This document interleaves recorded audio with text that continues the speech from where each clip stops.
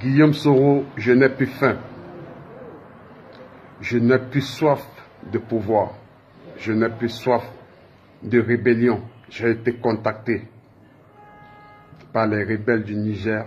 J'ai été contacté par les rebelles de Mauritanie. J'ai été contacté par les rebelles du Burkina Faso. J'ai été contacté par les rebelles du Mali. Enfin, quand on a tout gâté, je les ai dit non. Nous pouvons aussi utiliser la voie du dialogue. Enfin, que les gens comprennent que le temps est passé et nous avons compris de nos erreurs.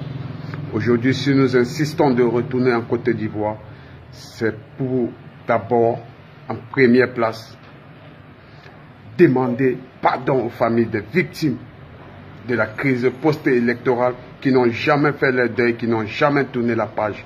Aujourd'hui, nous décidons de les approcher, de les indemniser si cela est nécessaire, afin qu'on fait un deuil national et une communion nationale, afin de tourner la page tous ensemble.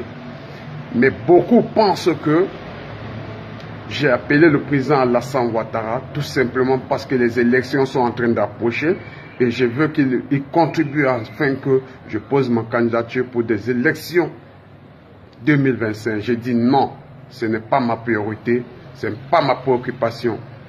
Demander pardon à la nation ivoirienne est une préoccupation pour moi et c'est très nécessaire.